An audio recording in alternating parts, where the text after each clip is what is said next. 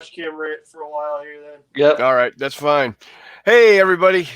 This is not Jay and the Baron, Jay Wiley from Wiley Games. And you're seeing an under-table fans-only view for McMurray there. Are we Guy on makes the money. Yeah, legitimately, are we streaming on Twitch right now? not on Twitch, but on Okay. YouTube. That's fine. No, if it was on Twitch, I would have to pick it up before I move my foot in the way of the screen. Yeah, right? Because that will legitimately get you banned, apparently. Yeah, yeah. They're Well, there you weird. go, all you weirdos. There's fucking McMurray feet pics. That's for you, Paul Beckus. Yeah. So tonight, what we're talking about is 3D printing, and not how to start 3D printing, not how to 3D print, or what tools to use, but we're looking at the effect of 3D printing on our hobby. And I want to thank John Longshore for giving me the idea for this topic. And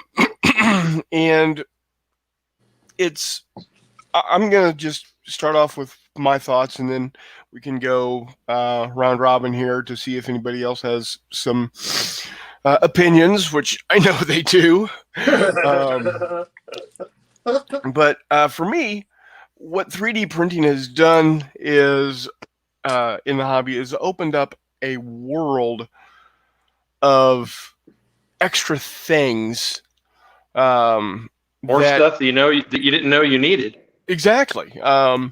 It gives me the ability to do things that I wouldn't be able to do, or would be difficult to do in their traditional way. Perfect example, and this is why I purchased my brother and I purchased my FDM printer in the first place, is that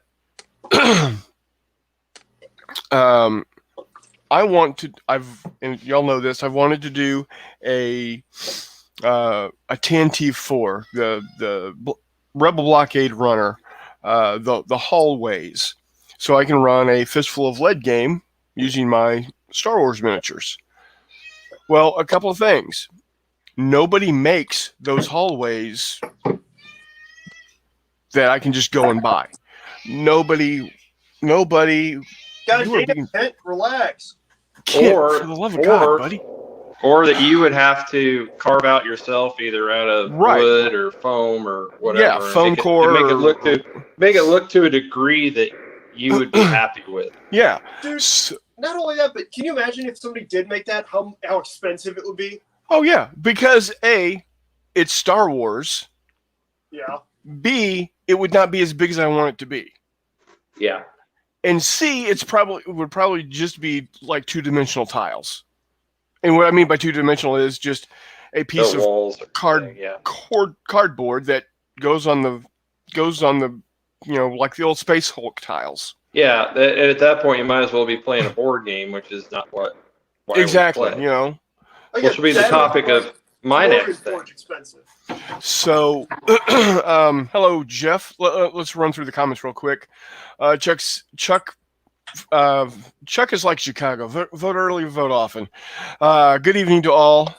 That was at 8:22, so about 12 minutes before we pulled the trigger. Yeah. Dave comes in just before we start. Good evening as well. I informed him I was starting in about 2 minutes. John Longshore gives us a thumb up. Dave says, I have 3D glasses, but not a 3D printer. Jeff says, evening, gents. You have the link, Jeff, if you want to join. You know how to do it. John says, well, it doesn't really affect me because I prefer to buy, for example, 18mm AB Napoleonics from the source in metal, but all the things you're talking about is great. And we'll talk about that also here in just a second, John. And yeah, things you can't find. Exactly. So the other thing is there is a big gap in 15mm terrain pieces. For instance, my brother and I do What a Tanker in southern France. That because we base all of our World War II stuff in 15 millimeter, based off of Operation Dragoon, the invasion of southern France in September of 1944. Jay, you might not know this, but the 36th Infantry Division was a Texas National Guard division. You're a jerk. I'm just catching Jay up to speed. That's all. Anyway, and I do apologize for the cough. You wouldn't be called Chris if you didn't. I know. No, my allergies are kicking my ass. Anyway, so, you know, you can't go out and find 15 millimeter French farmhouses. But you can shrink them down from 28. Yep, exactly. So it allows me to expand my gaming experience, because some of y'all have seen, and I'll post photos on the Rocky's War Room page and the Rocky's War Room, not Twitter. What the hell is that thing called? Discord. Thank you. But I'll right with the technology question. There you go. But yeah, all the farm buildings that we created were all off of the FDM printer, all scaled down from 28 millimeter STLs that we purchased, all for like $15.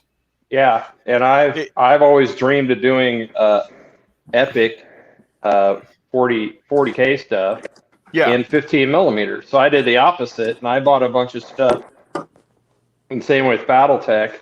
I bought a bunch of 6 millimeter stuff, and I blew it up. And as you can see, he's not finished painted, but as you can see, all the details is still there from a 6 millimeter blown up to 250%. You know, normally he's about this big. Yeah. And so he's not finished painting, so don't look at him that way. But you could do the opposite, you know. And I've bought a book. That's the beauty of it, is I can make it whatever scale I want for the most part. Right. Now you can't necessarily go from 6 to 28 real well. You'd probably lose some. And going from 28 down to 6, there's a company. I got a friend that's doing it, and it's beautiful. I mean, he did. The walls are not too thin. Well, for terrain, I'm talking more miniatures and less terrain. Yeah, miniatures. Yeah, you'll terrain. No, you're not gonna be able to do it because, like you said, the walls be too thin. However, you could probably use a resin printer, and it would still hold up. Maybe. Right. Hold on one second. So I just purchased some STLs for Arabian buildings, and the provider of the STL said, if you want to do these in 6 millimeter, which is totally understandable, let me know, and I'll send you fully filled STLs for 6 millimeter at no additional cost. So, you know, if you are getting your STLs from a reputable source and they care about customer service, they're going to do stuff like that for you. Yeah. Well, here's a terrain thing. So, you know, we're running a game Thursday, and I decided on Sunday that I wanted to have some stables for our game. So, started printing Sunday, painted this morning a little bit. That's how quick I got everything done. This was a $5. This was a painted this morning a little bit. Hey, yeah, I mean this was $5 for this thing. Now, if I would have bought that in an MDF kit that I had to put together, $50 minimum. Been $50, and I would have had those friggin' seams down the side where they jigsaw it together. That I would have had to go see and the dovetail and the yes. Pain in the ass. Some people don't care about that, but I don't like those people. But I don't like that stuff. And so for $5, I printed that out mostly Sunday, Monday, and started painting yesterday and today, a couple hours of dry brushing, and it's almost done. Later on, I'll show you the setup behind here. Everything that's there is all 3D printed for the most part. Well, anybody that watched our Star Wars game at the Wiley weekend, Rocky. yeah, the War Room Wiley weekend crossover event, every single bit of the terrain, every single one of those buildings, save less than a handful, were all 3D printed. For less than $50, I filled a 6x8 tape. Yeah. So, what it's doing, like I said, what it's doing is just allowing us to do stuff that. Yeah, I wouldn't have been able to afford that or had the time to build all those pieces by hand. Yeah, exactly. So, some people say, but, what about, what about the companies out there that, are working hard to produce? Well, I'm supporting different companies. Thank you. Yeah, I'm supporting different companies. The old school companies like Games Workshop, companies like not Gale Force 9. Who owns Gale Force 9 now? Battlefront. Those companies, in my opinion, within 5 to 10 years, if they don't figure out what's happening, they're people are going to. Isn't that what capitalism's all about? Build a better mousetrap. No, exactly. If you build something better, they're going to, all the wagon companies are out of business right now because automobiles came around. Yeah. So a perfect example of what you're talking about is growing up, my dad had an old 1963.5 Ford Falcon, and it had on the rocker panel, it had a chrome cover, a chrome plate, and it said "Body by Fisher," and the logo had a logo had the Fisher logo had an old stagecoach, an old carriage. Yeah. And I asked my dad about that and said, "Yeah, well, Fisher used to make stagecoaches, and buggies." Well, and they realized, shit, we can't make buggies anymore. So let's work with Ford and see what we can do. And lo and behold, Ford said, "Hey, why don't you stamp out, car bodies for us?" Yeah. So, well, I think it makes it accessible it makes it more accessible, the hobby more accessible, because wargaming, with tabletop wargaming stuff, is really expensive to get into. It is. Compared to, and I know Jeff's spent quite a bit of money on his games, but for the average person, unless you're just going to play on a flat table, which isn't what our hobby is about, it's really expensive to get into it. Buying metal miniatures, buying already pre-made terrain, stuff like that. But I can go online, and because let's use World War II, because tanks aren't copyrighted, I can go buy all those World War II tanks for pennies or sometimes free, and print as many as I want. Now all of a sudden I'm not paying, I don't know what a 15 millimeter resin metal tank goes for these days, but I can guarantee that I could probably, the fact that I can make as many Tiger tanks as actually were put out by the Germans if I want to, and I paid for that one file, and I can print as many as I want. So all of a sudden, me as somebody who's getting into the hobby, it's not near as expensive. Why did Games Workshop stop going from mass battle fantasy to doing skirmish levels? Because it's really hard.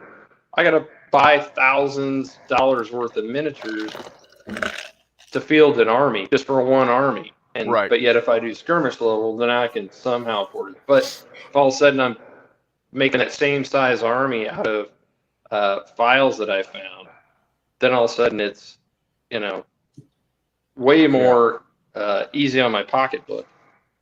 So let's go ahead and hit the comments here real quick.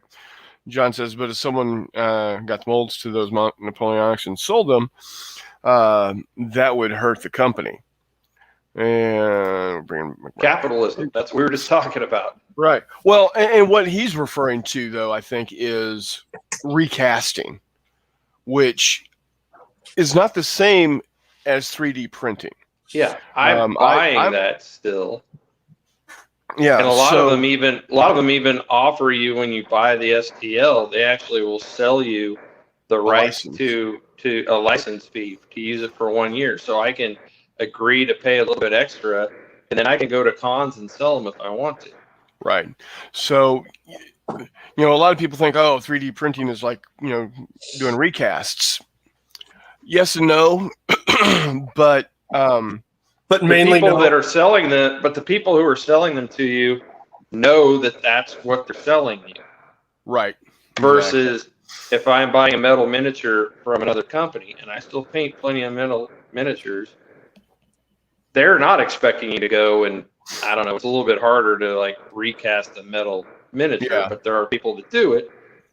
It's way different because they're not part of the agreement was you're buying the metal ones is you're not going to do that. Whereas with a file, they know exactly that that's what you're going to do. Yeah. Because that's the whole point. I'm not paying for one, then printing it, and paying for one, and printing. So it's a totally different business model. Yeah. John says 3D printer. Geez, I can't even get my microphone to work. No, I've heard you out there on Discord. There, you're good. And John says Purdy, referring to your stable, and that was very nice. Old Chestnut, greetings from the Alleghenies. Hello, sir. Welcome. This is not sure about Warhammer going away due to 3D printing. A lot of what they create is the lore of the Warhammer universe. Who will take over that role? So I think I have a problem with that myth, but go ahead. What I'm going to say about that is they can continue to, make the lore and whatnot, but, there are a lot of people out there that are getting tired of paying, $80 for a single tank or $35 for a single character miniature. And so what I think is probably going to happen, and I'm not saying that they're going to have to, because, they are outside of Hasbro. They are the most profitable game company in the world right now. No, they cleared $150 million profit last year. And they only sold 14 models. Yeah. Well, I mean, their intake was $350 million, and 150 of it was just profit off the top, which is how they're giving all their employees $5,000 bonus. Anyways, I'm sorry. So they can't copyright dwarf, elf, dark elf, human archer, whatever. And I think it's a myth that people have to buy that particular type of dwarf or whatever to play in their army. Yes, there are people who are hardcore that are competitive gamers that are always like, no, it has to be this kind of Iron Beard dwarf from, that Games Workshop sells.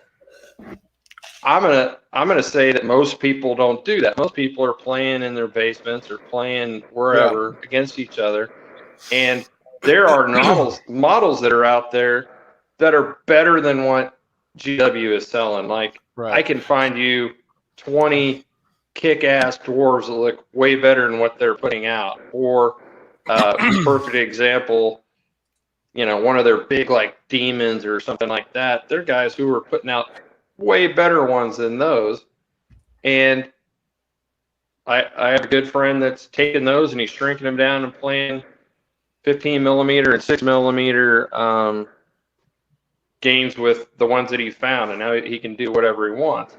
And they're better than what GW has right now. GW can't even find new sculptors because all those guys are out there on Patreon making and selling their own stuff. Yeah. So I think what's going to end up happening with Games Workshop, and even more so in my opinion, Battlefront, because Battlefront is nothing but open source. I mean, you cannot copyright World War II. Yeah, you just can't. They're going to have to focus more on better rule systems and lore. So Battlefront's focusing on better rule systems. They shit that one out, didn't they? Well, but you see what I'm saying. Yeah, and Legion's getting killed by. Oh yeah, absolutely. Getting killed by people putting out other stuff because they're not making anything new. And I realize there's some of it's lost because they changed companies and all that. And some of it has to do with game balance. Like they're not going to put out a new faction unless it balances against one of whatever they got. But going back to our gaming weekend, more than half of the figures that were out there weren't Legion stuff. And the Legion stuff is beautiful.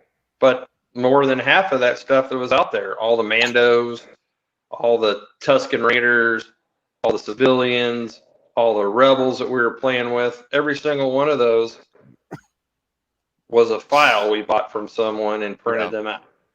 And so Peter also says for companies only making miniatures for sale, they'll have a hard time with 3D if they don't change. And I totally agree with that. They could sell their own. They could sell their own stuff. I'm now selling my terrain as an STL online. Yeah. So you can print them yourself. You can buy them from me already printed, or you can buy them, and print them yourself. Oh, and by the way, Jeff, happy birthday, Jeff. Thanks, guys. Hey, you sound great on that new microphone. That's not new. That's that one I had sticking off to the side that I didn't like having in my face all the time. So my dream is I'm going to print off a bunch of tiny, tiny little tanks and troops for Jeff so he can put them on his head. Yeah, there you go.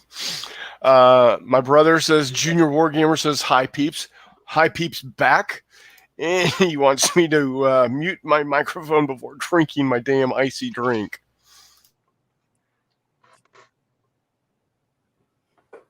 There you go. So much hostility from the brothers Arnold tonight. Damn. Yeah, well, it's not like we've gone after each other with knives before. Yeah. Shot each other with BB guns, throwing firecrackers. Or Mud, if you agree, why don't you jump on? Or are you stuffing tacos in your face? It might be a chicken night. You never know. Oh, yeah. A chicken taco. It could be nom. Quesadilla. It could be a quesadilla. Bunkhouse Games says some companies are now using 3D printing to make prototypes that they then use for their masters to cast miniatures the old-fashioned way. A perfect example of this is Forrest from Knuckle Duster. Yep, he's been doing that for a while. Yeah, and his sculpting improved vastly from when he was doing it traditionally to 3D. I think his 3D sculpted stuff is way better than his old stuff.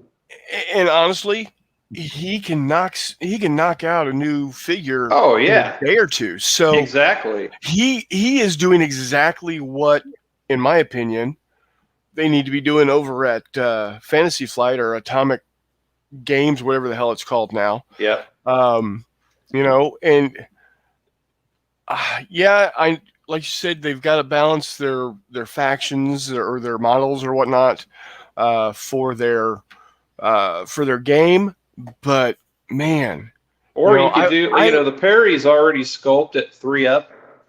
Yeah, and then they have them scanned, and then that's how they make their plastic kits. Yeah, so they've already got the 3D files for their stuff, right? And I bet you at some point they're going to start releasing those so you can print them yourself. Probably so. They've already got it. God damn, cool. And I realize they make a lot of money off of their metal stuff, but at some point that it's going to start tipping as the 3D printers become even more user friendly and they become easier to use. I mean, who would have thought you would have had an inkjet printer on your desktop, 25 years ago? People have been like, whoa, those things cost like $3,000 and only technicians know how to fix them, and then all of a sudden now. Well, 19 to give you an idea, 1995, I bought my first Mac, LC575. It was $2,000. It had a whopping 5 megabytes of RAM. Oof. And a 40 megabyte hard drive. I wanted more RAM, so I bought that and a color printer. The color printer cost me $300. Yeah. Now you can pick one up for like $30. Yeah, $30. You know, I know people that when the ink runs out, they just go buy a new printer. Eco tank. Yeah. So, Warmut says GW is busting out dragons now. I bet they'll cost like $200 each, probably. Oh, definitely, yeah. But like they'll sell one of their Primarchs, you know, one of their giant Marines. Yeah, Chestnut has for like $75, and this bullshit y'all are talking about. What's that? Chestnut has the eventual outcome to all this bullshit y'all are talking about. Yeah, we'll get there. Yeah. Peter says maybe I should have said Warhammer 40,000. No, I totally agree with you, Peter. People love the 40K universe. They love the idea. But I can find that same Primarch. I can get 5 versions of that Primarch online that are as cool or even cooler. You're exactly right. The weird thing is, these idiots keep paying, or not these fine folks keep paying for them. Like, it's wild, man. Like, that blows my damn mind. Every time they put out one of these like $250 box sets that's got 35 miniatures in it, and they sell out of it the next day. Yeah, $5. Awesome. $5. Exactly. Let's see. This guy was free. There you go. I predict that they'll eventually find a way to represent the units on flat pieces of cardboard. If the prices keep going up, imagine entire divisions for the price of one base. They all be like me. What a dork. Who would play that? Oh man! But I gotta say on that though, the maps have got to be beautiful. If you don't have pretty maps, forget it. Sean says, "Happy birthday to Jeff," but you don't have a happy birthday face. It's more like the one I had when I turned your age. Is this the same tooth, John? God damn, you guys are rough. Brutal. Jesus. Of course you are. Is it tacos? Tell me it's tacos. Don't lie to me. It's tacos. No, it's here in a minute. Oh, Jesus. You technology people. 1995, I probably had one of the first Pentiums. Now, the Pentium was that a... earlier than that. That was the 586 chipset, right? 3.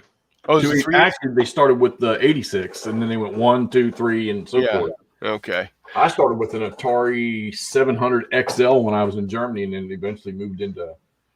I had an Atari 1600. Yeah. Yeah. John says, what is the flat-out entry-level price of a good 3D printer, and how much computer skill do you need to get good at it?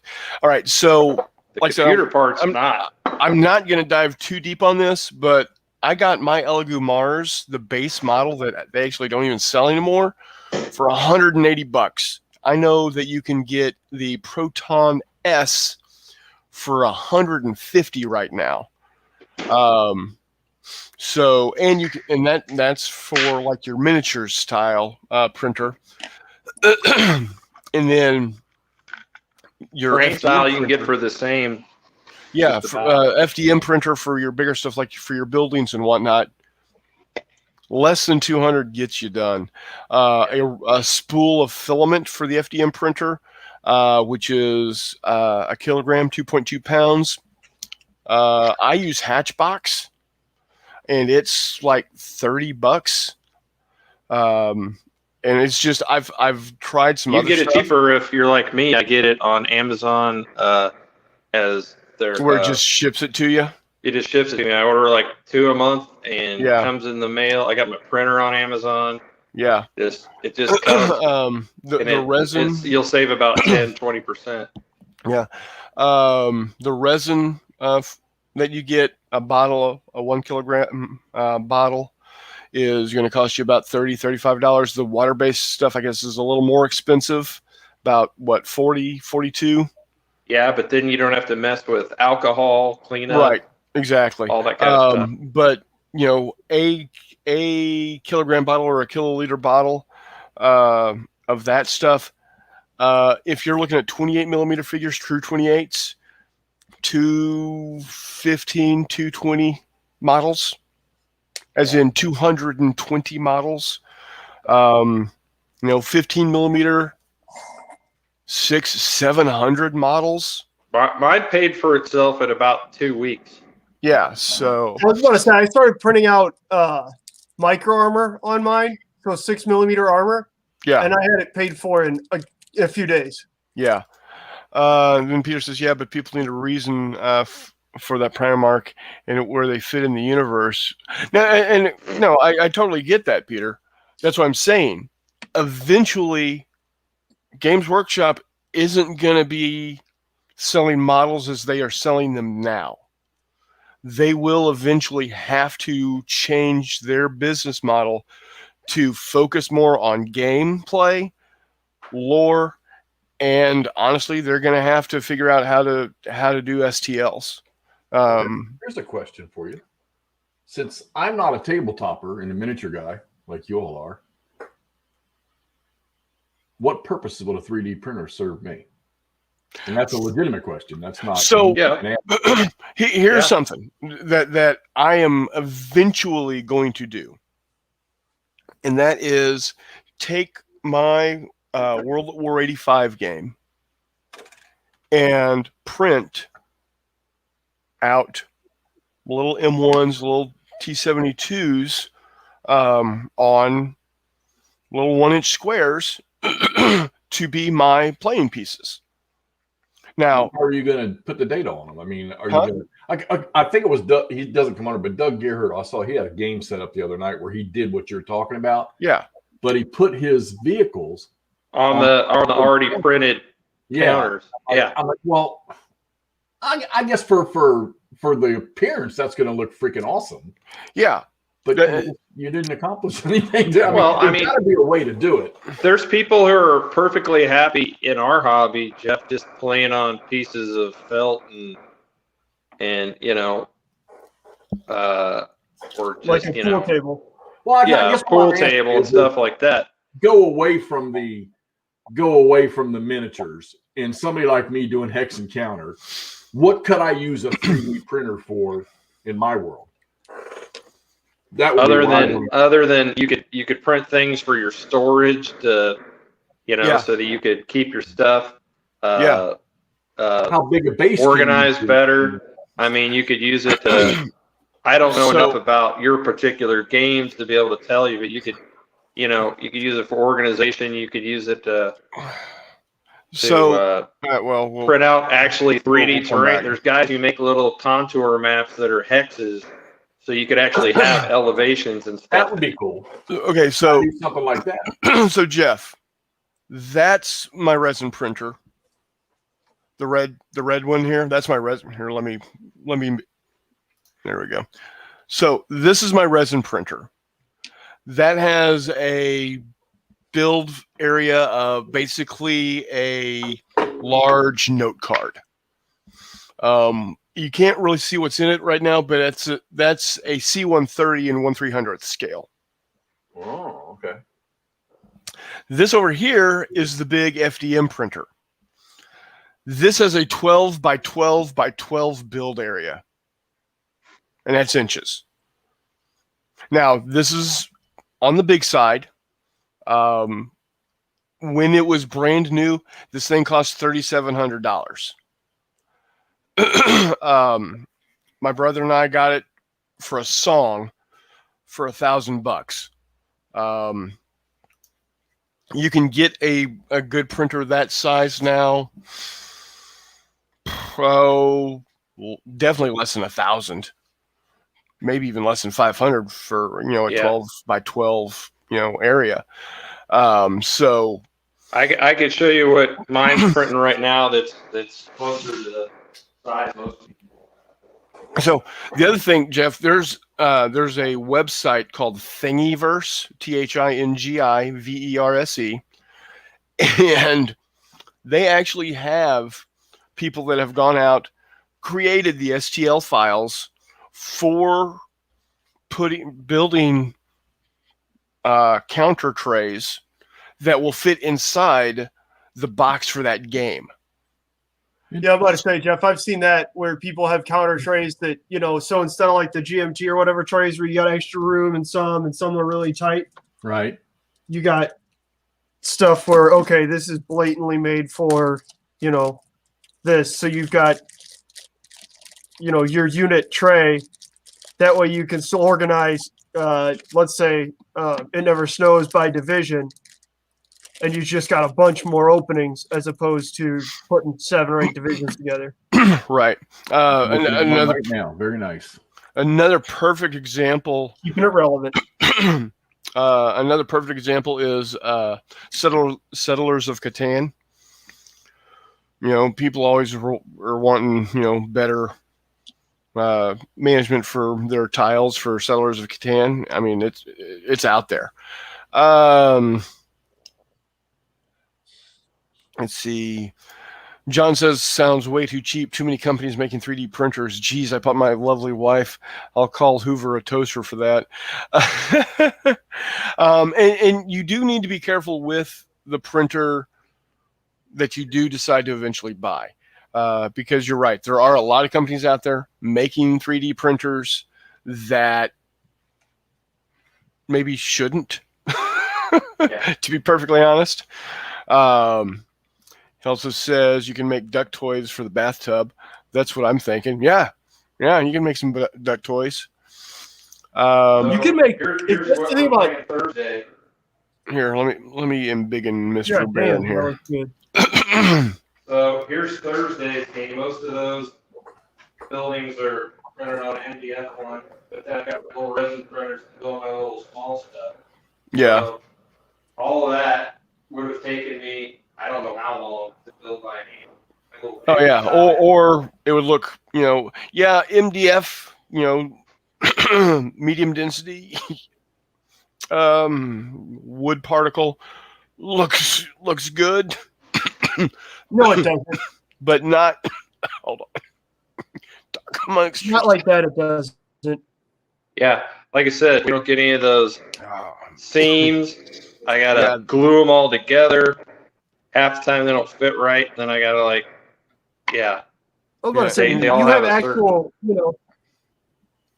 you have actual like surface texture with 3D printed stuff. As opposed to MDF, literally everything is flat. Literally everything is the same. Yeah, you might have really, really faint engraved stuff in. That's it. Which tries they got go to your other view so people don't have to look at me. Yeah. You can look at shit that I'm doing. Yeah, what are you doing? Why you made me do stuff. Oh yeah, your Victorian steampunk flying ships. Yeah, because another order of them came in because I have a fucking problem now. Yeah, you do. They're awesome. Bunkhouse says, Games Workshop focusing on gameplay. They're going to have to focus on story and gameplay. It's just, that's all there is to it. Hey, that's why all my games are miniature agnostic, exactly for this reason. So. Yep. Exactly. Jay, I do have to thank you. This is delightful. Stick a quarter on the pool table at the local watering hole and then bust out your miniatures when you're up. Yep. Hey, in case you didn't know it, Nachi, because I knew you were talking about it the other night. This is off of what you're talking. StreamYard they got an offer up for 3 days. I just bought mine. I saw that. Yeah, $100 cheaper. Couldn't pass. I saw, and that's lifetime pricing. Yeah, and I got it. I went ahead and got it. Yeah. Yeah, exactly, John. You could do that. You could make a set of dice that had all 6s on all sides. Storage is one of the best ways to use a 3D printer for hex games, especially with something with lots of different counters like ASL. I've seen Ritter Krieg selling counter stackers, i.e. ASL with 10 counter stacks and a base that holds them. Yep. Walk about games. Oh, Chris Long A. Hello all, how's it going? If I could get rid of this stupid cough. He's gonna make me cough. Yeah, no shit. I feel like I'm getting sick from this. Well, computer viruses. Oh man. Okay, so right here, we have the man for weaponizing 3D printing for miniatures or miniature production, Chris Long. That dude prints more stuff. It's insane. Yeah. Whether it's 15 mils, 6 mil, World War II, World War I, moderns, it is wild. Where are we looking? Where do I need to be looking? I don't know. Oh, for Chris Long stuff? No, what's this Ritterkrieg stuff? And is that Chris Long? No, that's John. Whoa! What was the gluing Battle for Westeros stuff? I don't know. You're killing me, Smalls. Yeah, I know. Old Chestnut says glowing plastic dudes on the bases for battles of Westeros. Is this what you're talking about? Almost turned me into the I-80 Strangler. Couldn't imagine assembling and painting all that terrain. Well, see, that's the great thing. I don't have to assemble it. I don't have to assemble. It prints out in these big chunks, and then I paint the crap out of it. This took me a couple hours of dry brushing, period, and glue and putting a base on it and adding the blocking and stuff. The roof is one piece, and the other piece is there's probably 6 pieces.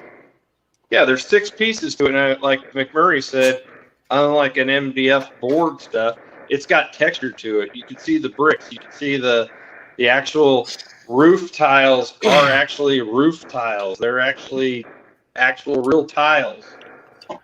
So I just printed this 15 millimeter. I hope it's 15 millimeter. I hope it works out to be 15 millimeter. Let's find out. What is it? Close enough. It is a Arab. Oh, for your space game? Well, for multiple things. Hold on. So I'm just waiting for SG-1 to fight the 36th Infantry Division. Hey, it could happen. Hey, I just sent Chris a link to a bunch of guys doing a bunch of like SG-1S stuff. Yeah. Whoa. Where? Yeah, SG. I'll send it over 3D to printed you. stuff. Yeah, STLs for stuff like that. Jesus. So, I mean, I think it's a little small. I took it. It was supposed to be 28 millimeter. I shrank it to 60%. I think that might be a little small. So, but it is on a washer and it is on a stand of its own and its own washer. So yeah, Tea break. Not bad. Good. Not bad. Yeah, and that's going to paint up real nice, Yeah. Let's see what else we have here. Chris, you need to post pictures of that on the Discord. I I'm will. excited to see it. Yeah, Chris, Chris, I was going to show them too, just with the different sizes. There you go. So, STL of a Imperial troops. Yep. Here he is. 15 millimeter. Same guy. Details crazy for both of them. Yeah.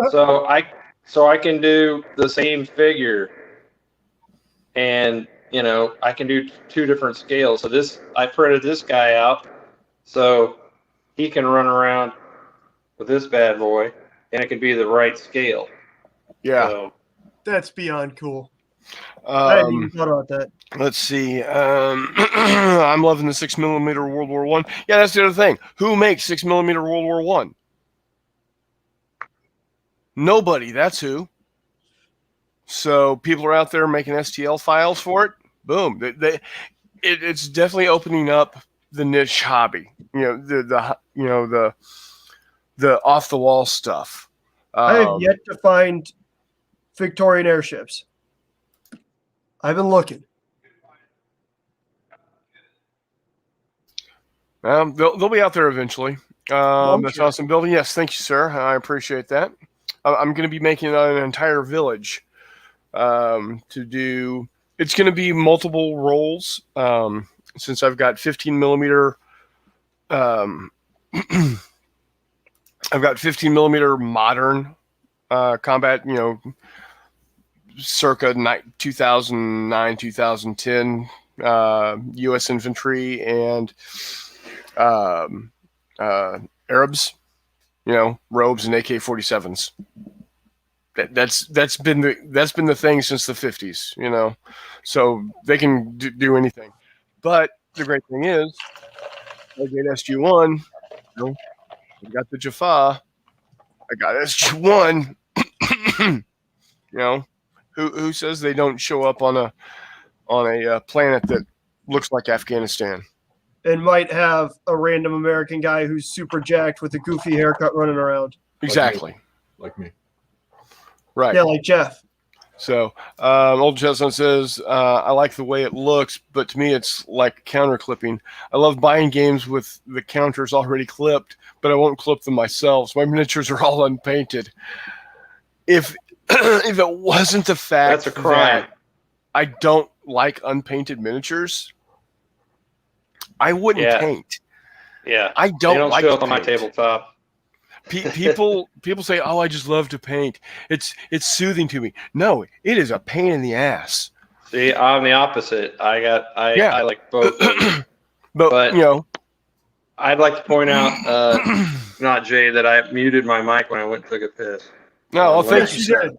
Yeah, that's appreciated. And I'd also like to point out that 3D printing is great for doing customization and stuff. So you can buy like just guns and heads and stuff, so you can modify, miniatures that you already have. So absolutely, if you want to give that Space Marine a power gun that he didn't come with in the sprue, you can actually print one out and do it. So. Right. So it's got a lot of capabilities that, like you said, allows you to customize. Maybe you want that stormtrooper to have a different gun. The different gun that doesn't come in that box. It comes in a completely different box that you don't want to spend $45 for because you don't like those models, but you want that gun. John says stack guards get a facelift and a small correction. They call them stack guards. Okay. 15 millimeter looks great for the Imperial stuff. Yep. Can you 3D print me some opponents? Well, I'm sure Jeff has some 3D printed compatriots, we'll call them.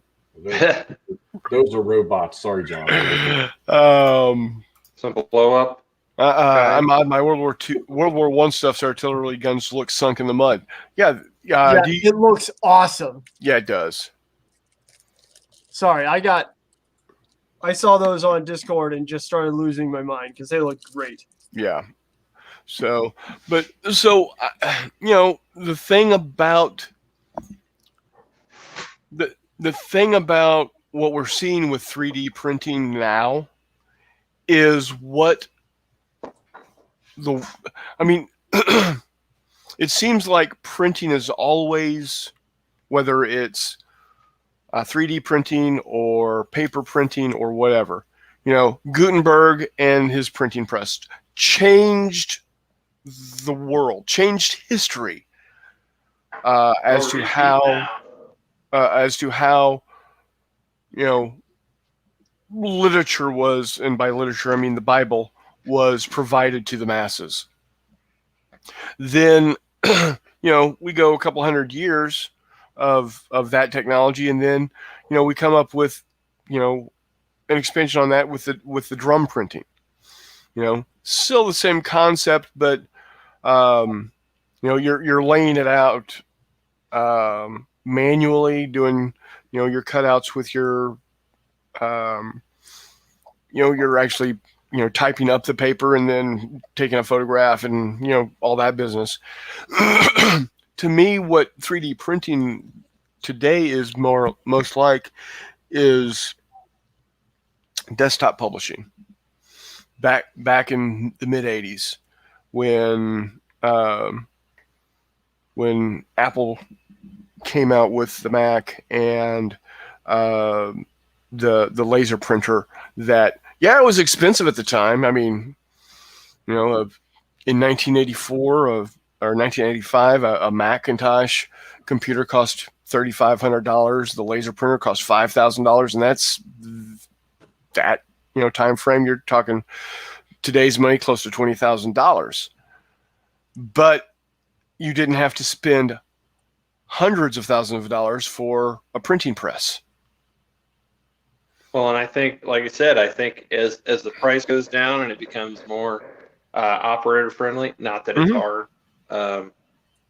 you're gonna get more people in the hobby, which is a good thing.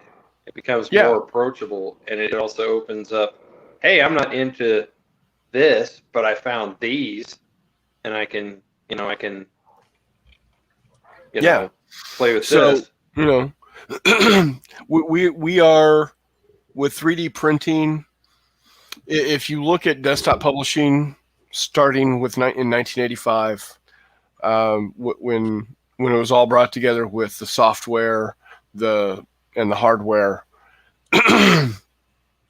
and then by 1995, everybody had a printer. Everybody had a computer. Yeah. It was still a little expensive. It wasn't as expensive as before, but it was a little bit expensive. We're kind of in that time frame right now with 3D printing. I think, Mr. I hate painting, I don't think we're far off from having it to where you can print them already. Well, painted. You can. Yeah, I mean, you can Hero Forge already does it. Yeah. There is, and I don't know how much it costs, but there is an FDM printer that's got CMYK colored.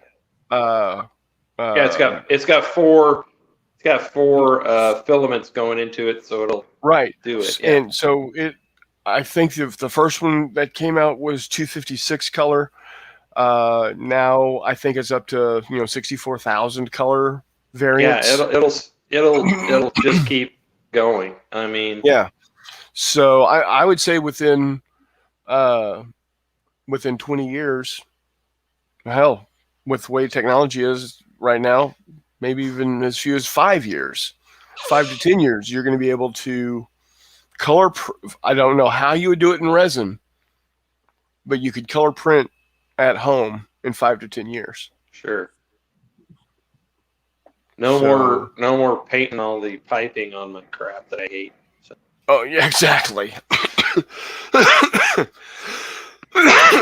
So you're still gonna want to weather though. Yes, I'm still gonna want to mess with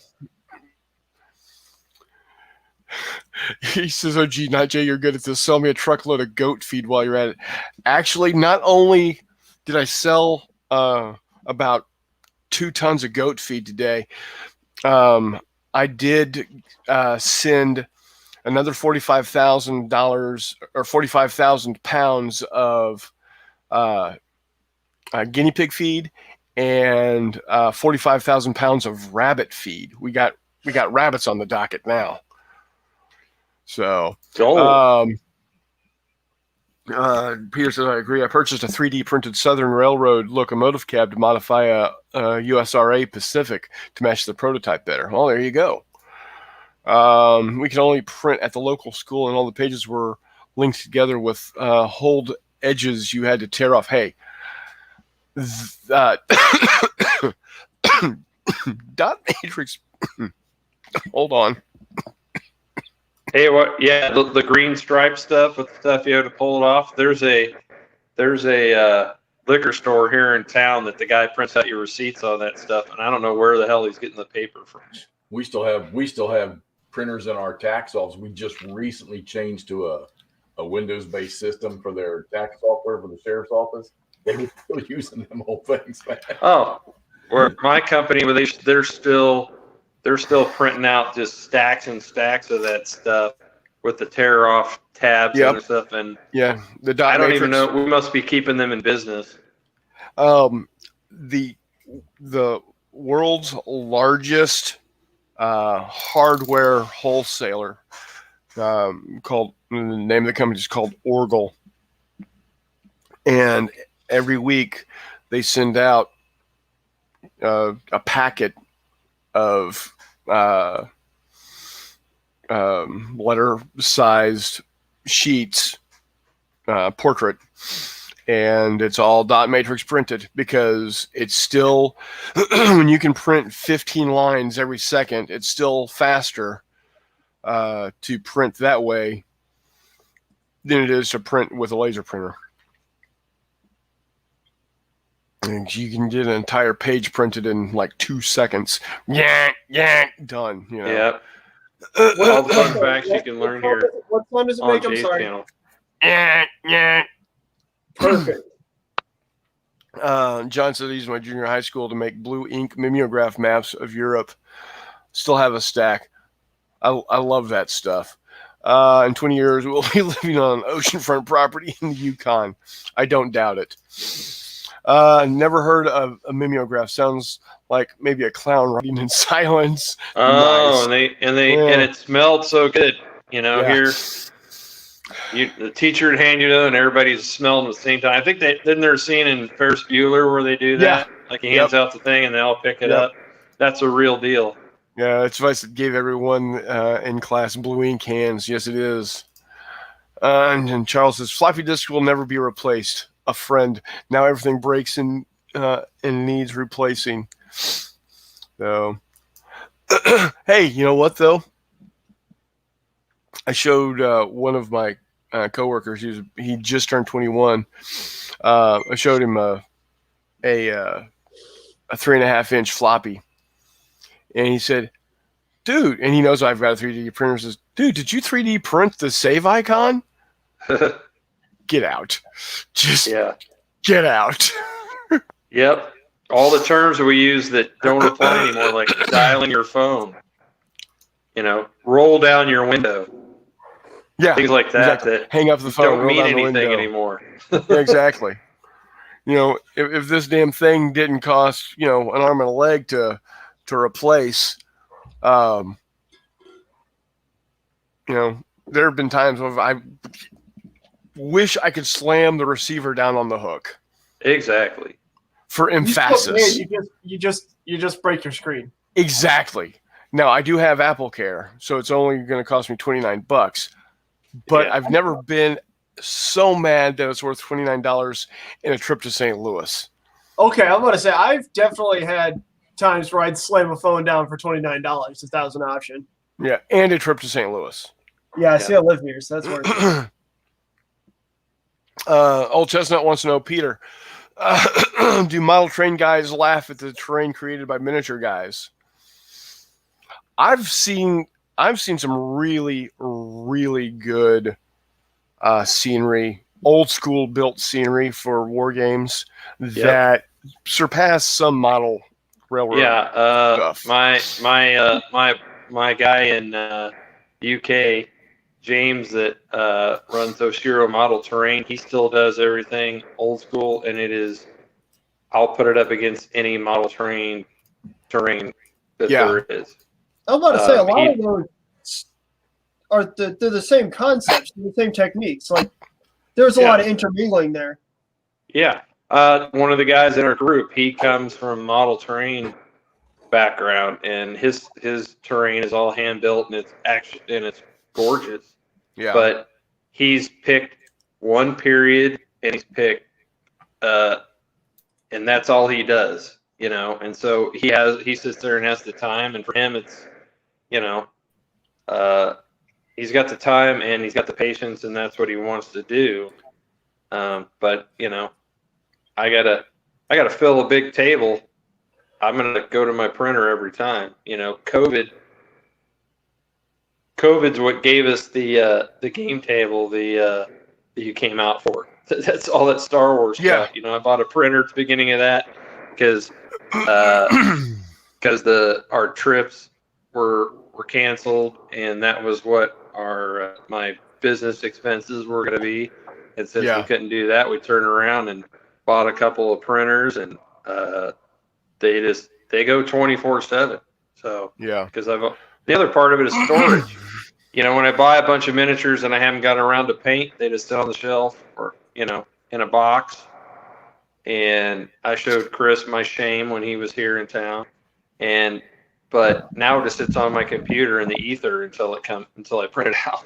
Right, exactly. It says, Peter says, I like my laser printer. It's a cheap way of getting white color printing for decals. Thermal transfer and silk screen are too expensive. Agreed.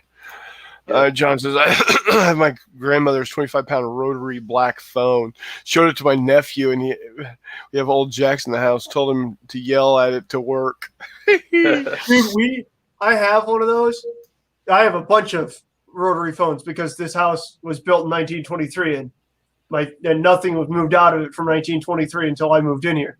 All I want to do, and I figured Jeff can probably figure this one out for me, is figure out how to use a rotary phone to actually call people and talk to people, so that I can play. Dude, that thing, like, there's a couple of them. They're like, I'd almost reach for that before reaching for like a bat if I wanted to hit somebody. Oh yeah, like, yeah. Sweet mother of God. The one that was in my mom's bedroom in the house growing up actually had the old school, had a sticker on the middle that the old school, back when they used the name for the area. So it had the whatever Klondike 552. Yeah.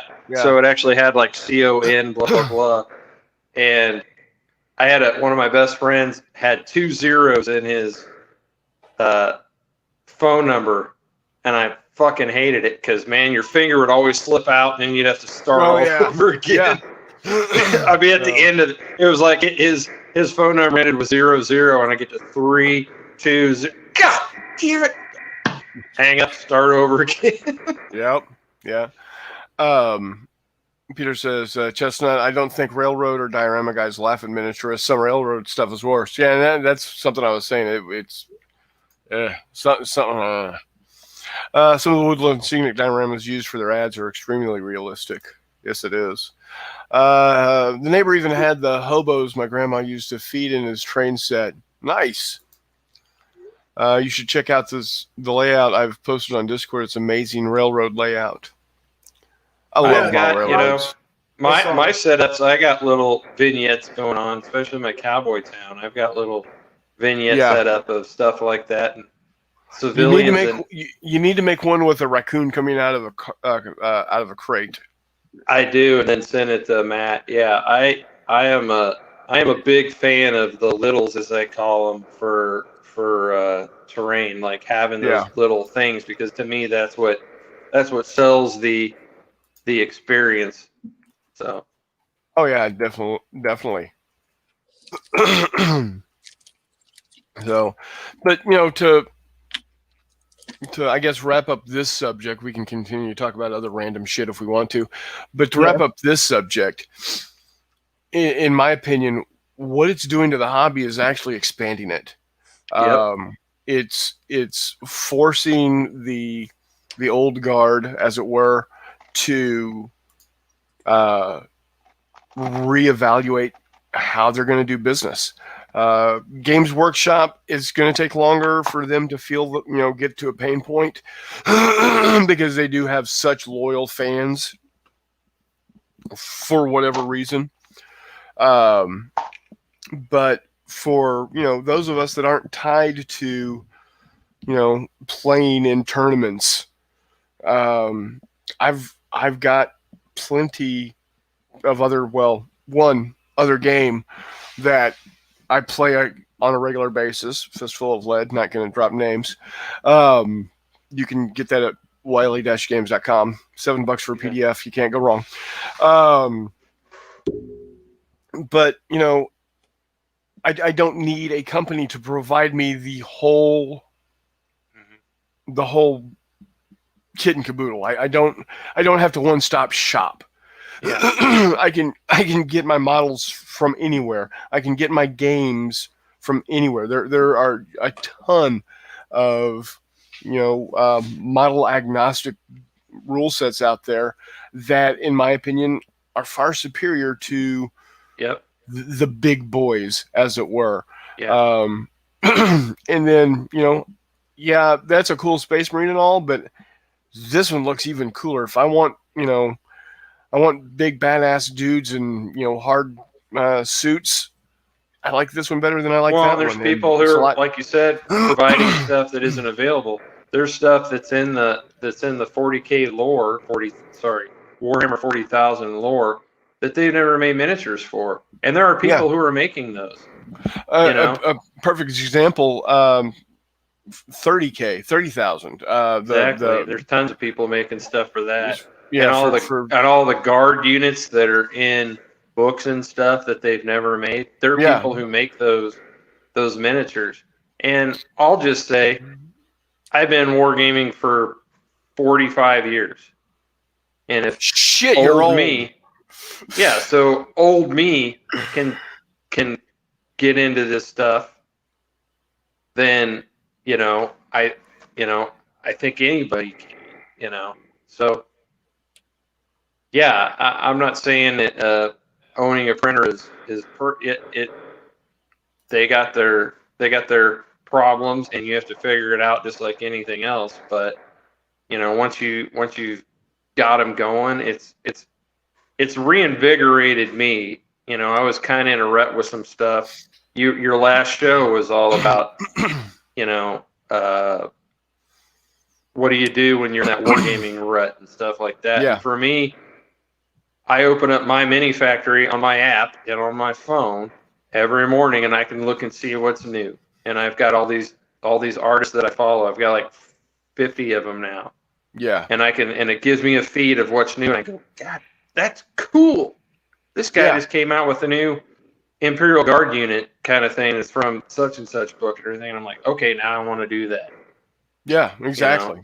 And unlike some other stuff where I like jump on a period or a thing like that, like when the Perrys came out with War of Triple Alliance, the Great Peregrine War, I like jumped on it and I spent way too much money in lead.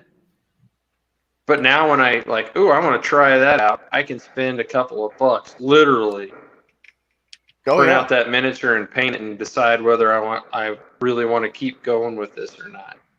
And I'm like, I'm kind of done with that. And it's horrible for us guys who have the shiny complex where you see something new and you want to jump on it because it's so much easier and so much cheaper to do. Oh yeah, definitely. Than it is for the big investment.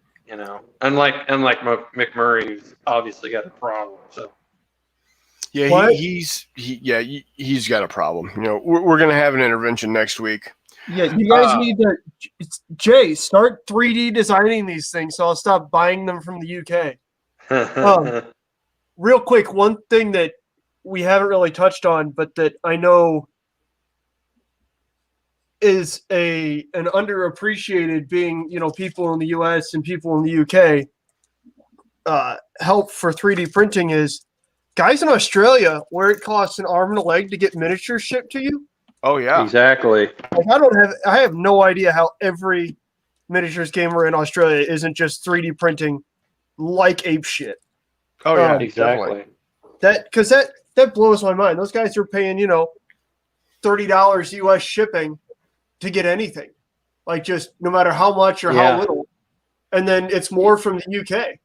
There's no fucking way. Not to mention the fact that UK companies like screwing them over on exchange rates and everything else. There's no way, man. No, I'd be 3D printing everything. Yeah, I sold a lot of PDFs to Australia for that very reason. Oh yeah. And that's exactly the thing. Just like you have PDF rulebooks now, you can get 3D printed miniatures and do it yourself. Yeah.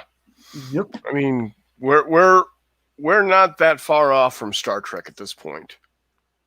Yeah, I mean, they're already 3D printing organs. So. I thought Star Trek was a long time ago, Chris. Yeah, in a galaxy far, far away. In a galaxy far, far away. Earl Grey, please. Earl Grey. Didn't work. This is cool, Jay. Check this one out. This one's got like a weird barbette gun on it. Let's take a look here. It's not fully armored. Yes. This great big bastard. Yeah. Which is weird because that's like super pre-Dreadnought. And then the thing that's obviously like its sister ship is, oh yeah, we have Iowa-class turrets. No biggie. Anyways, back to our previously scheduled civil discussion. I apologize. I ordered a new camera. Oh yeah, Very nice. I ordered a new mic, so it won't be so chaotic Thursday night. So hopefully you'll be able to hear me over all the craziness. What are you all fixing to do? Is that it's a Napoleonics miniature like you did the Basement Generals did a few weeks back? Oh, Doctor Who. Doctor Who. Oh, hell with that. You sent me a Napoleonic one. The Grand Army or something like that, you called it. Horse We played Grand Army like a couple of months ago. No, I'm telling you, you just sent me something within the last 2 days, a link or something. For Grand Army? Yep. Who did? Me? They did. The Baron did. Oh, I was like, I didn't. I couldn't break it. I don't think I did. You posted a link and had the big tricorn color, the red, white, and blue of the French, and it said the Grand Army or Grand Army. Oh, that was the game we played, but I didn't sent that like a long time ago. I haven't seen anything recently. This was a new one. I'm telling you. God damn it. See if I can pull it up. He's going to spend the next hour just Never mind. My ADD kit just kicked in, and Kiss is throwing a Flash prize concert. Sorry. What? And a house. Kiss. I'm old. So. Oh, sweet. Now, I got to find this now that you've done this. So. Okay. Yeah, right. Okay. Somebody sent it to me. I want to say it had your name at the top. Well, I might have sent it to you, but I didn't send it to you in the last couple of days. I think I would remember that. Where is it? Well, it depends on how much bourbon you've had. No. I usually don't get drunk and email, but yeah. Yeah, it's like texting your ex, getting drunk and emailing Jeff stuff. Ugh. Yeah, I like exactly. the little troopers that you painted here July 26th. The little gray troopers. Jeff, you can do that too. No, just not. Yeah, so I had to get a new mic because it's going to be a full house on Thursday. We're doing get a shotgun mic. A what? Yeah, a shotgun mic. Oh. Yeah, it'll be raucous. Talking about shotgun mics, so have any of y'all seen the picture of the guy in the pink shorts holding the boom microphone during the filming of Star Wars in Tunisia? Yes. Yeah. They actually have a miniature for that, an STL file miniature for him now. Sweet. What? Yeah. In the pink shorty shorts? Yeah. Yeah, that's like all the guy's fucking wearing. Yeah. That and a pair of sneakers. Yeah. Holding the boom mic up. Yeah. They've the guy who makes all these amazing Star Wars miniatures, STL files, actually came out with that dude. Well, I'm excited because the guy that we buy most of our Star Wars stuff from is getting his own. He's now sculpting full time, and he has a Patreon, and he is doing superheroes now too. So nice. He's doing what now? He'd already done a few. His last one he did was Alligator Loki and Thor is the Frog. If you're a big Marvel fan, you know what those are. So it's the same guy that's doing those. That's got Skullforge. Yeah, Skullforge. That's it. Yeah. John says no nightmares back in the day when my sister's wild hair naked Barbie stole my GI Joe. Never seen ever again. Rest in peace, Joe. Nope, Charles. I had my that really a couple. Wait until the 3D that really took a turn. Printers get economical, then the miniatures will have articulation and be posable. Oh, Peter, that's not why we're excited for 3D metal printers. But okay, I love you too. This is America, Peter. Yeah. So Jeff, you have bought the rules yet from Wiley Games? He has got a couple of the rule books. Yeah. Yeah, because Jeff and I are going to hammer out how to play Fistful of Lead on a hex map with counters, just so that Jeffy can't bitch anymore. So Jeff, you might be excited because I am working on a hex-based game that I won't elaborate on, other than to use this quote. So, Timmy, do you like gladiator movies?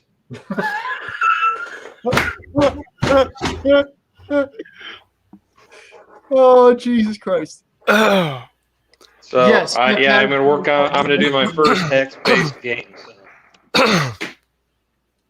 Well, now I'm 6 shades of excited. Yes. Like, I can't properly fucking tell you how excited I am. All we need is a jet airplane. With radial piston engine sound. See, I was just hoping for more of Chris's sound effects on that, but that's okay. We can bypass that for now. Yeah, it's. I'm having difficulties tonight. Yeah. It's okay. You need to move away from that, where all that horn is. Yeah. You need to come down somewhere where it's nice, clean, good, healthy air, like St. Louis. Oh, shit. I think he needs to move where his kids are so he could be closer and come over on Thursdays. Yeah, there is that. Now, the problem with Kansas City... Just wait. Some random Thursday, I'm going to show up at your house and be like, what are we playing? Steve challenged me. Steve said I wouldn't, so I have to. Well, just make sure it's on a night that we're not playing D&D, because if you show up, you're going to be disappointed. God damn, dude. Yeah, okay. You're going to have to wait another week. Yeah.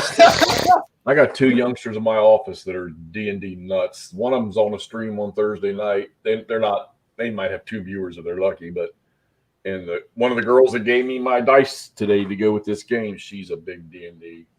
Yeah, we play every other Thursday, because we used to play every Thursday wargaming, but then COVID hit, and we started playing every other Thursday.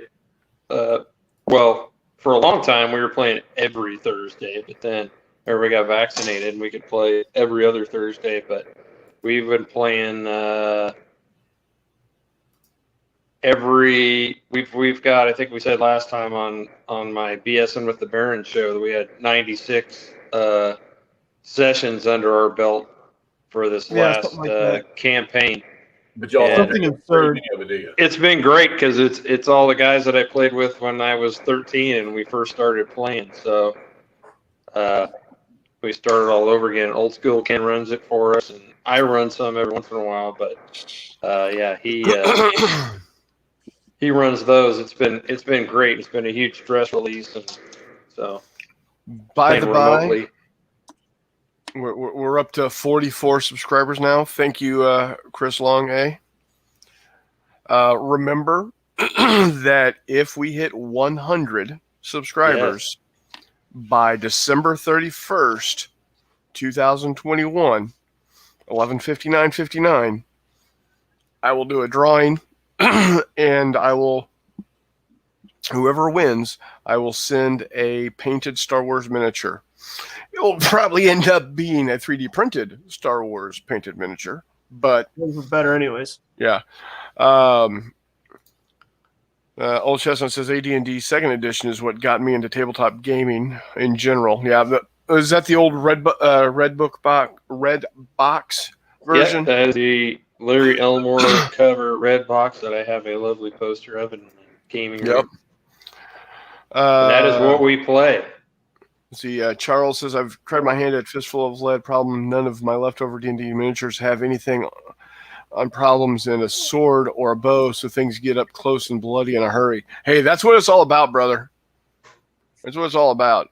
You know, we might have a fantasy version of Fistful of Lead coming out here soon. Yep. What? Yep. I think there's a man somewhere in the American Southwest stuffing his face with either chicken or tacos now. Or, well, by now it might be ice cream. I would very much like to have an ETA for that. No. Did I just get booted? No, you're here. Oh, okay. I thought so. No. John, if we hit 100 by August, here's the deal. We hit 100 by August, I'll send out 2.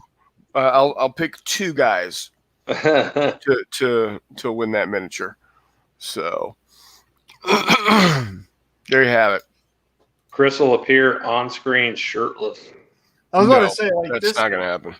This isn't like you got to just toss out, like an OnlyFans or a premium Snapchat or something like that. There you go. Going to try some bigger battles, Victorian sci-fi next week. Outstanding. Please post post pictures. If you aren't already, if you haven't already joined the Fistful of Lead group, the Wiley Games group over on Facebook, go ahead and send in your request and answer the question. Yes, answer the question to join the Wiley Games private group. There's a Fistful of Lead group that's our company Facebook, but then there's a private group that's just for fans only. But yes, you will have to answer a question for it, and it's not that fucking hard. Yeah, and you will find you'll find some pictures of the games that we run for Victorian Sci-Fi Bigger Battles, because that's my absolute favorite. Jay, I have a question for you, actually. So part of the fun of Victorian Sci-Fi Bigger Battles is weird shit, like these massive, like 11 millimeter machine guns. Yeah. Right? And then the cavalry mounted Maxim, as well as weird shit like this. Yeah. Oh, definitely, yeah. All in 15. That's actually a Mark 1. I need some sort of 15 millimeter Walker type thing that I can print out. No, they're out there. They're out there. Okay. If you're familiar with the Iron Harvest game, the one that grew out of, I think, Scythe is the board game, but Iron Harvest is the video game for it. There's a dude who's made a bunch of the walkers and stuff like that you can print them out in 15 millimeter easily, or just they're out there. You can find them and just print them out. Okay, I was about to say, because I've 15 millimeter Victorian sci-fi colonial stuff is happening. Because I have no problem. Jesus. John Longshore has stated that he will even throw in a prize when we hit 100, so that is appreciated as well. And John says, I think I answered yes, and they let me in. Yeah, all you gotta do is answer. It's not rocket surgery, boys. Yep. Chris A says he thinks he's in the group. I have 54 millimeter Victorian sci-fi. That's cool. Did you say 54? Cool. Jesus. Yeah. Bigger battles than 54? That's going to be wild.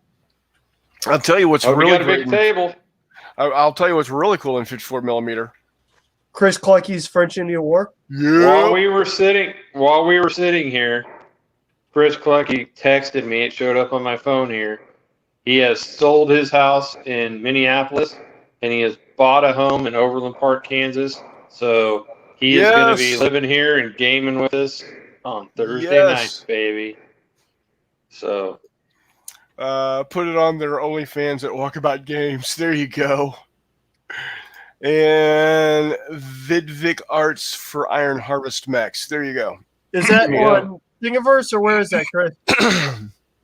My Minting Factory has them. Okay. So the internet. Let's see. I do it old school HGUL style with classic 54s. Nice. And then is the question, what is the riddle of steel? It is not about the steel, it's about the man that wields it.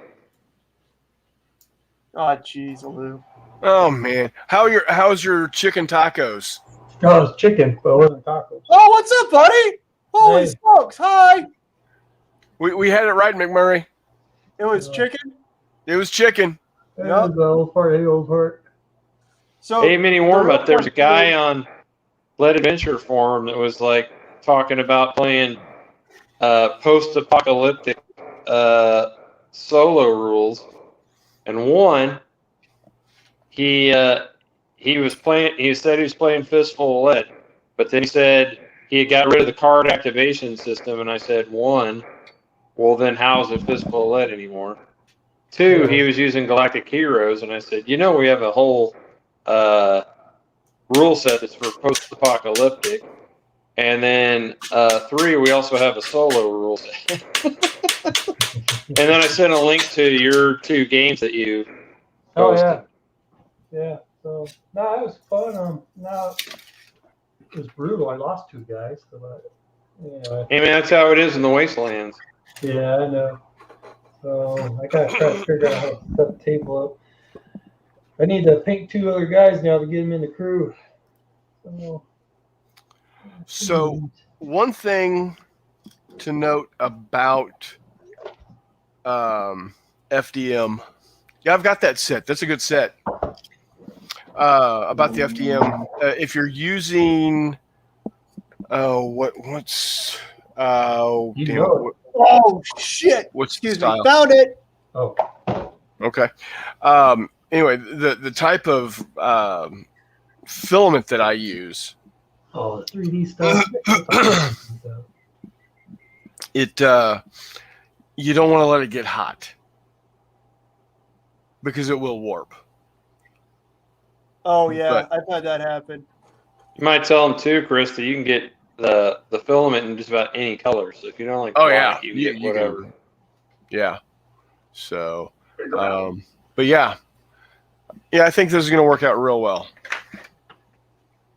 Let's see Dude, here. it looks 59, man. Yeah, I think that's going to work out real well. The best part is, if you didn't like it, you can just blow it up a little bit more, and then you can print it. Yeah. and it's not that expensive. I think what I'm going to do, I might redo it at instead of 60% scale. I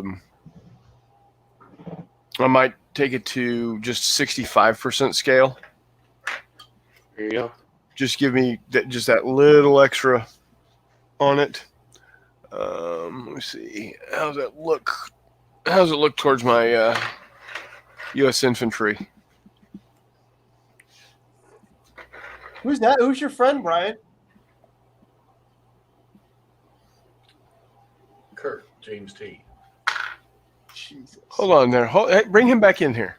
Yeah, hold on. Let's take a look at him. Chris is turgid. It's Captain Kirk. Very nice.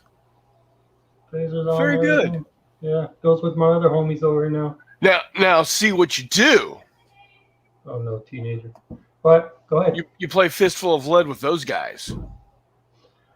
It's funny you mention that because I got a whole bunch of all the Star Wars Episode 1, 2, 3, whatever those figures, 3-inch figures. I thought about that. Do it. Nah, that'd be too corny. I don't know what happened there. This is do you have Queen Victoria with a Tommy gun? You know what? If you don't, I'm sure one could get one 3D printed quickly. Isn't there? Hold on. Yeah. Isn't there a Giants in miniature Queen Victoria? Zoom in on Yeah. this. There's Queen Elizabeth right there with the 50 cal. Zombicide, man. Zombicide rules. There you go. Oh my Christ! Christ on a bike. That's Queen Elizabeth with a Gatling. with the chain gun with the 134. God, that's cool. Jesse Like Ventura. Queen Elizabeth, but Jesse Ventura lent her his gun. And then Yeah. I got. Hold on. I'll show you another one. Winston Churchill. Nice. Brian, where the fuck? Hold on. where- Wait. Does he have a bulldog on a leash? Yeah, he has a bulldog on a leash. Dude, that is tits. Where do I you? can't hear that. Those are Zombicide minis, Brian. Yeah, this is the second edition Zombicide minis. Damn. Yeah, you know it. 2 action, Steve. What? Oh, what's up, Steve? Glad you could join us, brother. Again, Steve. That's what you're missing. I could go on. I could show you Pimping the my 3D entire- printing in the J. Wiley games. That's what you're missing. Yeah, all these dudes will be on J. Wiley Games sometime or whatever. That's cool as shit, Brian. That's I am so glad that you have dove in head first with Zombicide and Fistful of Lead and then this will be in Galactic Heroes. Aliens. Very nice. Here's a guy for your Winston Churchill to kill. Where the hell's my camera? Wait. Come on, focus. When he's not being eaten by dinosaurs.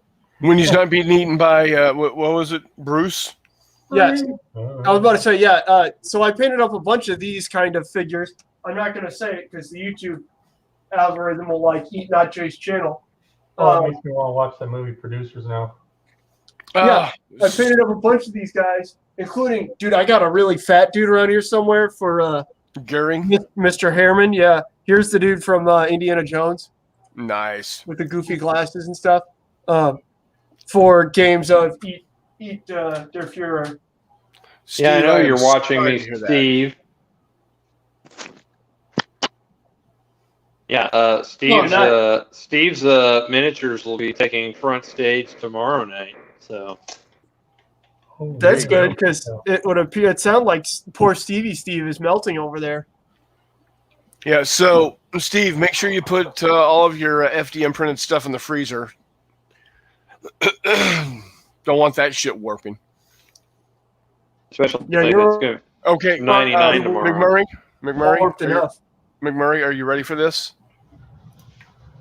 Yeah. I have Seek Lancers Dino Riders for 54 millimeter. Chris, where, Chris? Chris, where? It is vitally important, Chris. This is one of the most important things that Canada has done since Letterkenny. Anything. I mean, pre-Letterkenny, I can't think of anything important Canada's done. But anyways, Rush. Okay, Rush. Yeah. Please, Chris, let me know where you got those.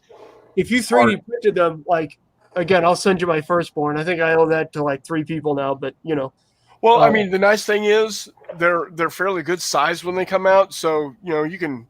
Yeah, I'll chop that shit up. I'll think Solomon. I'll make it even. Yeah, that's fair. I need to find a 4th person so that I can just divide it up. All right, Wiley is either frozen or I have truly just said something astounding. I found some 3D files for terror birds, axe beak type things that are going to be mounts for my Martian games. He said he made them from toys. Oh, okay, that makes sense. But still, I mean, that's where I'm sitting too, Chris. Dude, there are so many dinosaur STLs out there, McMurray. Come on. I know. So that's.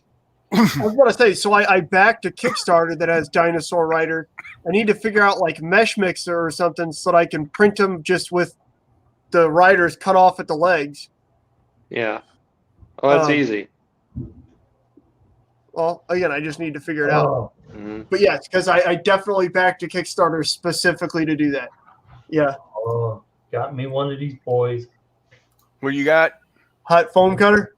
Yeah, that's right. Oh my God. There you go.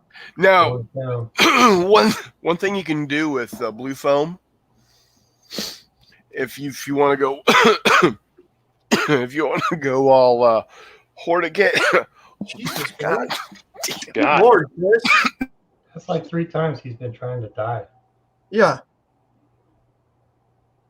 That's COVID. He just muted himself because he's coughing so much.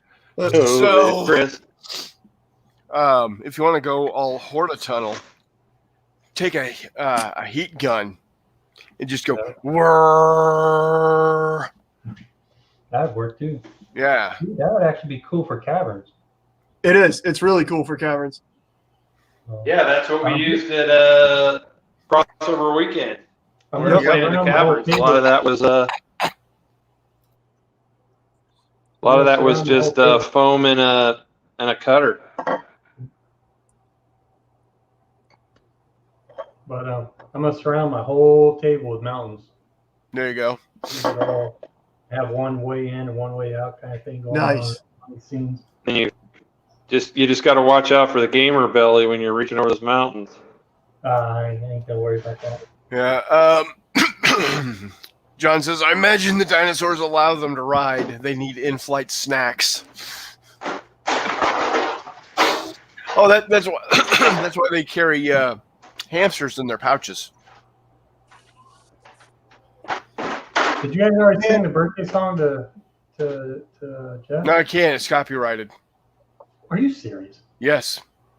No. Not to mention James, the fact happy birthday song. Those old ladies will get money. not to mention the fact that when Chris sings the happy birthday song, there's only one mode for that. And he already said he's not taking his shirt off, so Exactly. And it'll come out happy. yeah. You're not kidding. Donna will be pissed off at us if Chris is butt naked on the internet. Even if it is Jeff's birthday. Well, it's always clothing optional here on Thursday nights. Dude, I need to send you that Jabba the Hutt kit to you, Chris. Yeah, you do. I need your address, and I can send it to you. On it. What is it? Jabba the Hutt. Now, the real question is, does it have Salacious Crumb? Is it like an STL of it? Or No. is it just Brian's ex-girlfriend? It has it has this. Oh, holy shit. But it's the minis are, I don't know what size they be. You guys know that stuff. See, the great thing about Jabba the Hutt, he can be any. Oh, there's Jabba the Hutt's included in here with Han Solo. Oh, that's tits. It's also got the whole. Where'd you get that cool stuff, Brian? It's got the whole thing. Oh, nice. Yeah, where'd you get that, buddy? That's an old kit. I don't know if you see it. There's C-3PO, and there's that little guy at his tail. Yeah, Salacious Crumb. Yeah. I don't know if he's. Let's see. Hey, Chris. Steve just texted me that he has the Salacious Crumb for you. Oh, very cool. Yeah. Oh, like a 3D printed one? They look like they're 20 mil, maybe. It's got the band there too, the singers and all that. We don't like to talk about them. Max Rebo. I don't have a problem with the original Max Rebo band. Yes. When they're playing that sweet, sweet jizz, yes, as it's called, jizz. Yes. Yeah. We're just going to keep yelling that or what? Yeah, because that's what George Lucas called that style of music, jizz. Yep. That's absolutely fantastic. You can look it up. That's what it's called. I believe you. I fully believe you. There is zero element of question here. I'll mail it to you. Ugh, that's nasty. Steve says you fellas better turn in tomorrow night for Jay's game. If I don't decide to have another show tomorrow night, it's very well likely that. Competing shows, you son of a bitch! Whoa! We just got a lot of aggression coming up. Right? Everybody just breathe deep. The gathering gloom. Watch lights fade from every tomb, and I need to stop that now because that's copyrighted also. I don't even know what the hell you're talking about. Yeah. That's from Knights in White Satin, the Moody Blues. I'm familiar with that song, but Dave Hall says he's got the Cantina kit. Yeah, there's a lot of jizz on that one too. Mm-hmm. Mugwump jizz from Naked Lunch. I'm with you, Steve. You sumbitch. Yeah. I'm probably not going to do a show tomorrow night because of the cough. So, here's another thing. Yeah. I've got the name for my Thursday. Just whatever bullshit we want to talk about. Not J Chronicles. I need a name for this one. The one that we actually have a topic for the first hour or so. Nonsense with not Jay. What's that? Nonsense with not Jay. But is this nonsense? I mean, we're talking about real actual. I think it should be called Watch Jay Stuff instead. There you go. Well, no, that's gonna be Thursday night. Not Jay's jizz. No. Not Jay's knowledge. That's not. Just change the name of your YouTube channel to follow Joey Arnold. Joseph Arnold. Yeah. Oh, Joseph Arnold. Damn it.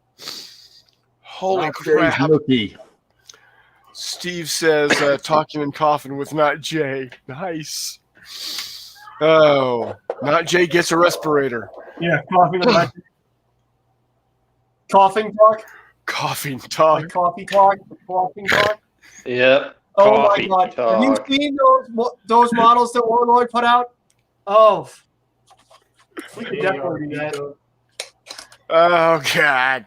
Oh, God. We need Todd for that, though. We would have to have Todd present. Yeah, we do. Yeah, For coffee talk with Todd. Not Jay's not War Room. What's the topic for next week? I don't know. Anybody have? Jesus Christ! What like? See, I really like coffee talk now. Why don't they, for the war games, the chits? Why do they have to be square and they're not octagon shaped? Because the you can fit more on a sheet if they're square. Yeah. And because the cells are hexes. Or hexes, yeah. There you go. Whatever. So yeah, if anybody has any ideas for what the topic for next week should be, does not have to be miniature related. Jeff, if you want to loving, touching, and gaming with Not Jay. I'm with Steve. That's it. Oh Lord. Not Jay's notes. Not Jay's knowledge. Not Jay's nookie. Not show. Only Not Jay's fans. A no show. Yeah. Not Jay's no show. Not Jay's nachos. There you go. Unknown topic. No, that's only if Warmut shows up with his paper bag on his head again. Yeah. The only way I could top that is when we get the puppet in for my show. There you go. Yeah, we're getting a puppet. So I'm out. Are you going to be ventriloquist here now? See you, Jeff. Thanks for dropping in, buddy. I appreciate it. See you, Take buddy. care. Talk to you soon. Happy birthday. Happy birthday, Jeff. Here you go. War chat with a side of goat feed. Jesus Christ. I'm laughing at something else. Sorry.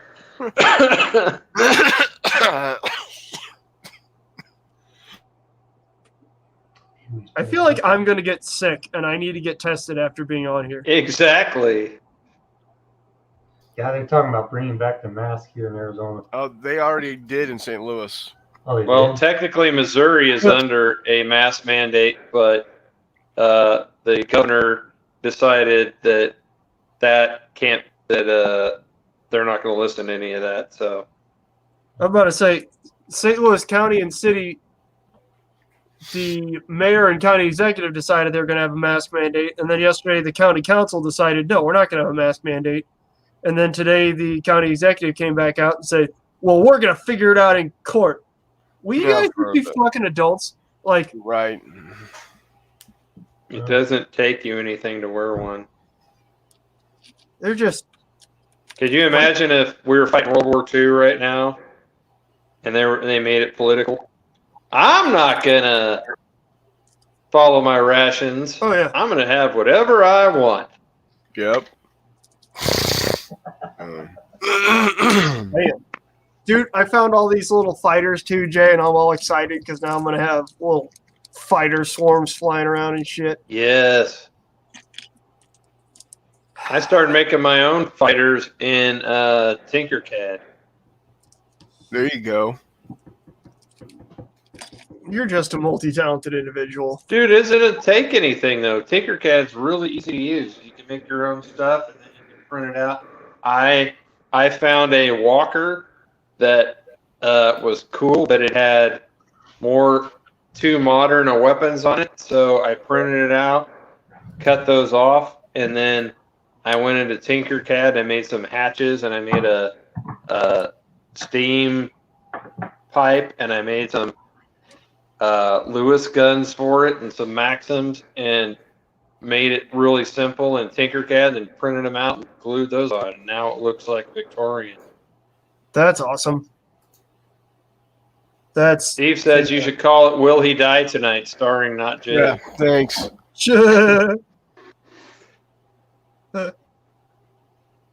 Congestion with Chris. No, I still like coffee talk, but spell it like COUGHY. EE. That's There what you it's go. got to be, Chris. Because I'm calling half the time too, and just COUGHEE talk. Coffee talk. There you go. Yeah. Why not? Screw it. Like, there's not like, it's not like we're signing contracts here and we can't change it tomorrow if we don't like that. Right. I do like loving, touching, and gaming with Not Jay. I will not be on that. I love you, buddy. It's gonna have to be you and Donna. Isn't there a Journey song similar to that? Yes. Yeah, that's the whole point. Come on, Brian. I was trying to remember, man. Do or do not. There is no try. Yeah. No. Well, guys, I appreciate y'all coming on tonight. We're coming up on, well, we just passed an hour 45. Oh, that means my 3D print is almost done. We'll see if the Baron's fix worked. There you go. It's like 10 o'clock over there, you guys. Yeah, it's 10:21. Yeah. My bedtime was like 2.5 hours ago. Well, I appreciate you coming over. Steve came on because he just got done with dinner, probably. Steve, you eat late dinner, buddy? Peter, he is currently asleep on top of my box that has got my indoor table with all my Star Wars miniatures in the box.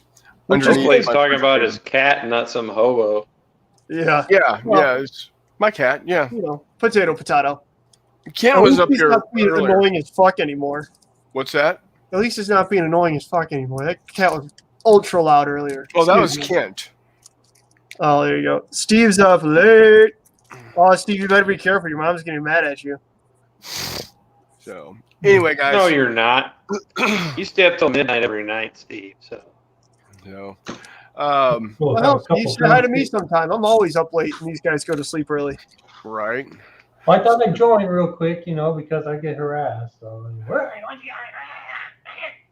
I always do enjoy seeing you, Brian.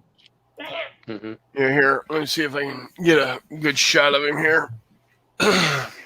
Of what? Clark. Of the cat? He is right there. Oh, there he is. Hi, Clark. Nice little. There's my buddy. Yeah, mine's very confused. He keeps walking down here and looking at me like, why aren't you in bed, Dad? So, but yeah, anybody has any idea on what next week's topic can be? It does not have to be miniature gaming related. It can be board gaming related. It can be all right. Sounds like it can be food related. What's in Jeff's basement? I love talking about food. I'm about to say, can we just discuss what medical issue we're going to give Brian next by sending him war games? Yeah. We've given him a heart attack. I have no interest in that Hex Encounter stuff. None. I still need to send you the Hex Encounter games that I made you. Damn it. I need to find those and send them. Yeah, you do. Too much stuff. You'll enjoy it. It's really simple. And the How map to pick up cheap women. Well, first off, you go just about a mile or about 4 blocks north of Q39. Oh, you know the spot, huh?